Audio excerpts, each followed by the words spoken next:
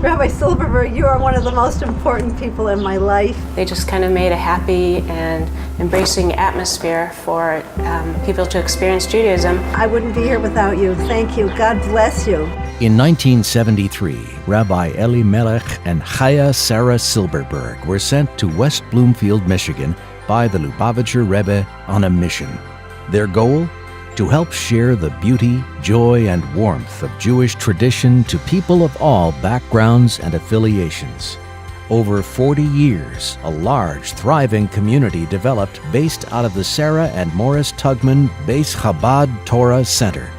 Yet the impact of Rabbi and Mrs. Silverberg reaches far beyond the local community.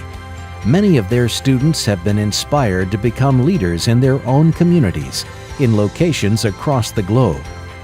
Join us as we take a trip around the world to see the ripple effect of their work. Rabbi Raleigh Resnick is the Shliach and director of the thriving Chabad Center of the Tri-Valley in Northern California. Rabbi Yaakov Lerner has been the rabbi of the Young Israel of Great Neck since 1975. Rabbi Lerner founded Project Identity, served as president of the Vad Harabonim of Queens, and served as a vice president of the Rabbinical Council of America. Rabbi Baruch Myers is the chief rabbi of Bratislava, Slovakia. He, together with his wife and 13 children, runs a Chabad house, kindergarten, and summer camp. Baruch studied with Rabbi Silverberg as a student in U of M. Tamar Hadar, along with her husband Rabbi Chanuch, are directors of the Woodward Avenue Shul in Huntington Woods, Michigan. Their shul and friendly, growing community serves as an oasis to young and old, trying to tap into their Jewish roots. Miriam Adahan lives in Jerusalem and is a psychologist, therapist, prolific author, and founder of Emet, a network of self-help groups dedicated to personal growth. Miriam is known worldwide for her many books that offer wisdom and inspiration. My name is Baruch Myers, and I'm rabbi of the Jewish community of Bratislava. I was a university student in the University of Michigan, which began my journey to the Chabad Lubavitch movement. I had wanted to have some more intensive Talmud study, but that was how our learning partnership began. I used to drive every Wednesday night from Ann Arbor, making this, for me, tiring trek to West Bloomfield. There we would learn each Wednesday evening the Gemara Sukkah together. I met the Silverbergs way back when I was in high school growing up in the Bronx.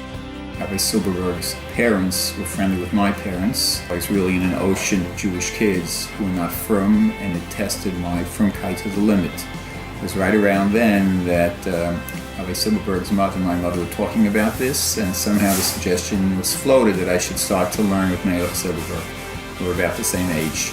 We began to learn together in his home, and that went on for the entire 4 years of high school, and it was like a real anchor in my life. When I was about 9 or 10 years old, my family began their religious journey. My father began taking classes, and he decided that he wanted to live near a shul where we could walk to. We moved to Deerfield Village, 2 blocks away from the Silverbergs. My family moved to West Bloomfield in 1993, where we became a part of Bais Chabad Torah Center's flourishing community. And after looking throughout the Detroit area, it was actually Rabbi Silverberg that attracted us to West Bloomfield. As a result of his influence, I decided already by the end of my second year in high school that I was going to go back to yeshiva. I went to Yeshiva University for undergraduate studies, and then I continued to go into the smicha program to get smicha from Yeshiva University. And I think I attribute that to the influence that Rabbi Silverberg had on me in those very formative years. For years, even before I was bar mitzvah, Rabbi Silverberg would pull up every single morning before 7 a.m. at our home. He would pick me up for minyan. I must confess, his honk was many times my alarm clock. That began my daily attendance of minyan, of davening, something that has left an indelible impression upon me and continues throughout my life. Mrs. Silverberg taught me my bas mitzvah classes. She didn't just give me a speech to give over. She sat for a couple hours, she studied with me, and I recall how she wanted it also to come from me. She made me take it home and put something in the speech that came from me, and the final speech was what I had created from what we studied together. The Silberbergs established a flourishing community, teeming with Jewish learning, prayer, excitement, and activity. While the scope of their influence reaches across the globe, for many it lies within small, memorable moments. Rabbi Silberberg would go around the table, ask every single person, including myself, if I had anything to share, a Devar Torah to share with everyone at the table, and it made me feel very excited and important to be there. I celebrated my bar mitzvah at Bais Chabad Torah Center. Rabbi Silberberg sat with me, learned my mimer, explained the significance, traveled and trekked through the snow on the day of my bar mitzvah to lead a gathering in that honor. One time I recall, after my friend's mother adopted a new baby, a couple weeks later, I was at their house and we found a box at the door and we opened it up, and there was a little sample of each one of those dishes that Mrs. Silberberg had made. And not only has she made a meal for her entire family and the guests, but I was totally amazed that she had reached out and done this huge kindness of giving this family with a new baby a beautiful Shabbos meal. Rabbi and Mrs. Silberberg and the Bais Chabad community have the privilege of seeing the impact on one young woman some 35 years ago come full circle. Rivka Rothstein, who now lives in Jerusalem, raised a beautiful Jewish family. Her children have grown to be community leaders and activists in many communities around the world. In the mid-1970s, she met Rabbi Silberberg. In 1976, I was a young college student in California, and I came to Michigan to visit my sister. She had me meet a young rabbi, Rabbi Elimelech Silberberg. After meeting him, he was speaking with me a while, I thought, okay, I'll come to some classes and see what they're like. Some 30 years later, one of Rivka's children, Rabbi Shlomo Rothstein, moved to Cornell University as the Chabad on-campus shluchim. There he met a young graduate student named Brad Traeger. Rabbi Rothstein invited Brad to a kosher barbecue, and a strong friendship ensued. A number of years later, Brad, now Binyamin Traeger, married Esther Michelin, a member of Tugman Bais Chabad and a student of Chaya Sarah Silberberg.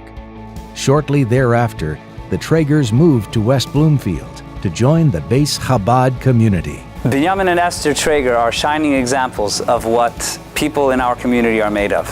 The chain reaction of this mitzvah of teaching and sharing and caring with this deep sense of Ahavas Yisrael only continues. She actually walked me down the aisle to my wedding. The mission that Rabbi and Chaya Sarah brought to West Bloomfield has become the shared mission of each individual whose life they touched.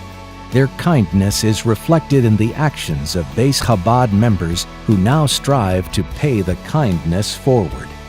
It is apparent in the dozens of volunteers who happily contribute to holiday programs catered to the greater Detroit community. It is felt in the warm meals delivered to the homes of families celebrating a birth or grieving a loved one. It is recognized by every newcomer who enters a Shabbat service and is embraced in the warm welcome of an extraordinary community, collectively inspired by the vision of the Lubavitcher Rebbe, one Jew at a time, one mitzvah at a time, until the individual actions lead to the universal goodness of the redemption. Tonight, the Detroit Jewish community pays tribute to Rabbi Elimelech and Chaya Sarah Silberberg for their 40 years of tireless service. May you have tremendous nachas from all the fruits of your labor. The life that I have today, I could not imagine without his shlichus. What I had witnessed growing up in the Silberbergs' home and in their shul, it felt so right, and it felt, in my heart, it felt that's what I wanted to do when I was older. You should see from your children and grandchildren and generations to come this being and continue to bring about Yemasa Mashiach. Mazel tov. The best is yet to come. This is a wonderful anniversary. They should have many, many more years intensifying their efforts with great success, amidst good health, and lots of nachas from all of their children, and their grandchildren, and especially from all of their students and all those who they've influenced. Thank you so much. And may you continue to help many other people to find who they really are, which is what you did for me.